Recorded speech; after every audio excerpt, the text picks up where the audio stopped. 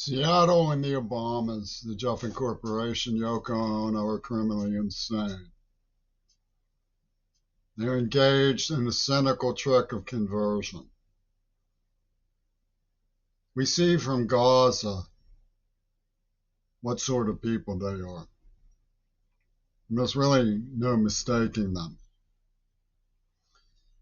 UW Dialectical has a psychology. It's occult, mystical, and absurd.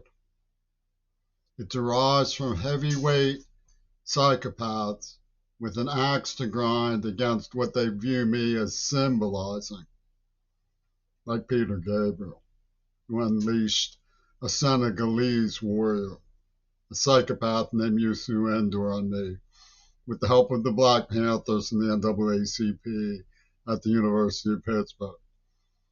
Everyone knows their cause is unjust. I was working at the Falk Medical Library.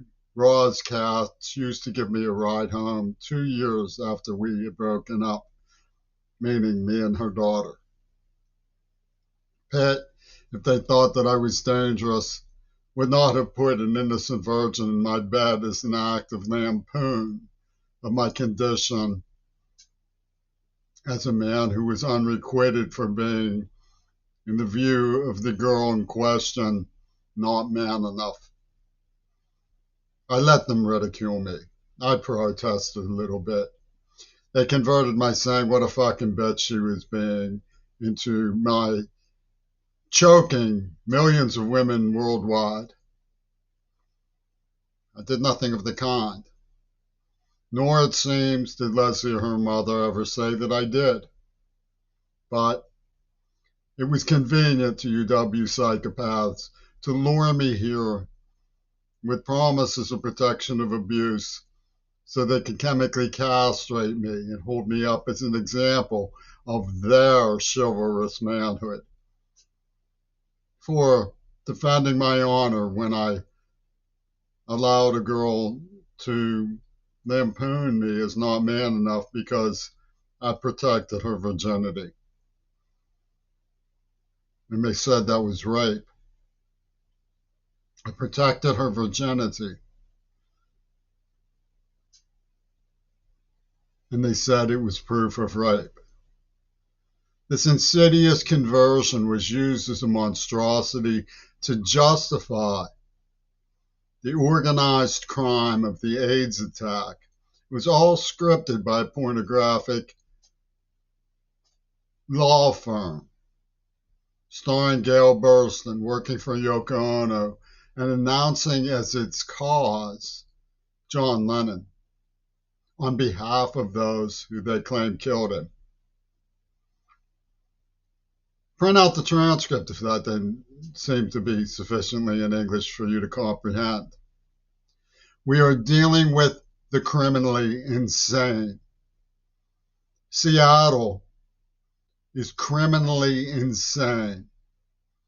I can explain to you who they are, how they think, and what they did, but I cannot make them less hostile, dangerous, deranged, violent, or irrational. I can't make them more rational. They aren't rational. They're criminally insane. I went to the Stranger newspaper, not once, but dozens of times, explaining that a neurologist had been involved in torturing me, showing the evidence that an Israeli was involved in the murder of Martin Luther King, demonstrating that the people who they were protecting and advocating for were behind the AIDS attack. There's no way they can deny it. The receptionist sat through these talks and nodded his head. He acknowledged the evidence, and they refused to report it in the paper because they were practicing the deranged, mystical, occult psychology of the killers themselves. Yoko Ono adopted every man, woman, and child who was implicated in what she claims was the murder of her husband for a vicious, insidious, and deranged hate crime series of acts of evil on behalf of the people who just ran roughshod over Gaza and committed a genocide. They're still bombing tents. And she calls this horrible blasphemy. Amnesty International. Is that weird? Is that intense enough for you? Seattle is criminally insane. They claimed that a girl I dated for 2 years, who I won't go into the intimate details about anymore, was raped by me by a letter I wrote protesting her humiliating me for protecting her virginity. Her virginity to Robert Fripp of King Crimson proved me a rapist. Therefore, no one is innocent in Gaza. And if you don't believe me, ask the Seattle Clubhouse movement. Ask the National Alliance of the Mentally Ill in Seattle. They'll all say, that's right, Jimmy Curry got what he deserved. For what? There was no threat in my letter. They said it was in a foreign language coded into English. They're criminally insane. That's all it is. It doesn't make sense. It doesn't convert into extrasensory perception by rival psychologists who can see the truth better than I. Where is the protection from abuse in giving a deaf man Parkinson's and glaucoma? How can Seattle possibly substantiate their claim of providing me protection from abuse in light of their misrepresenting how I was tortured as a child? They wrote, after arresting me for protesting a Ripper murder committed by them. They wrote, I believe I was kidnapped and tortured as a child. As if it's possible to make something like that up. For them, I guess maybe it is. For me, it is not.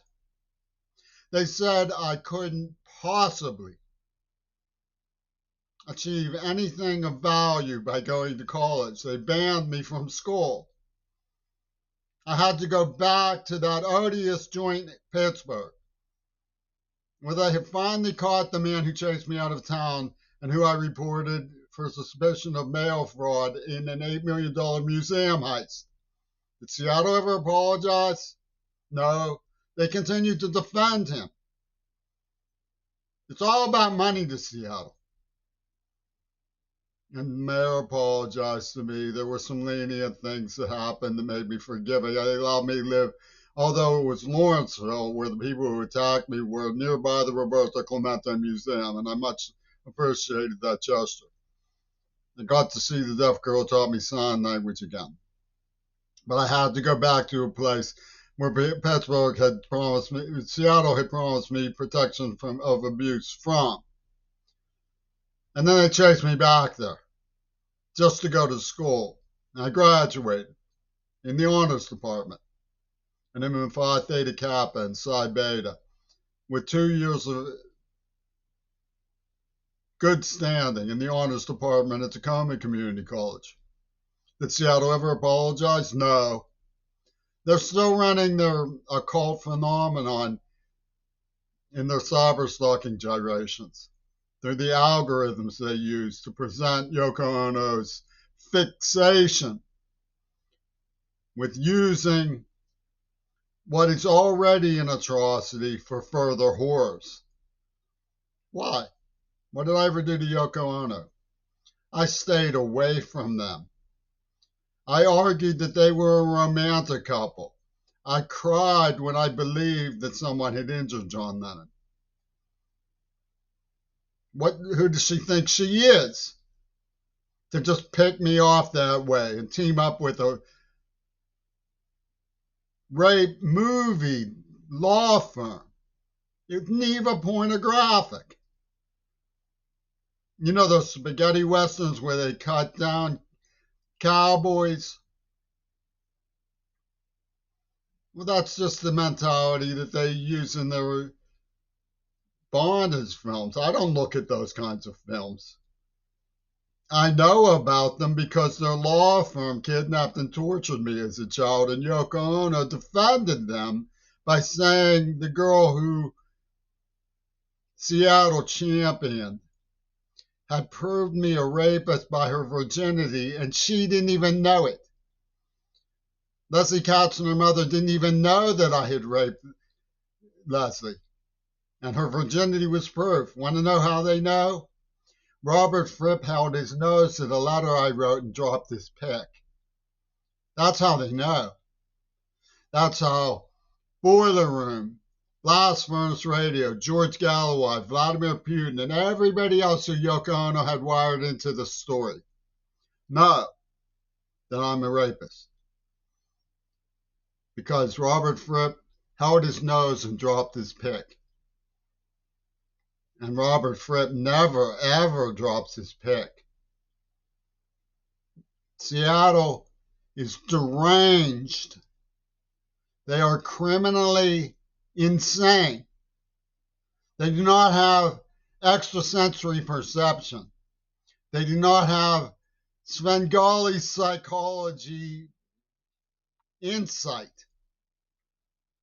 They do not have anything but the legal albatross that gave us sulfuric acid at Epstein's house cleaning party. That's all they have. They have the legal system of Seattle that has defended cannibalism with their president Caligula. That they have. That they can brag of. So clap, clap for Seattle. 2 cheers, or maybe just one.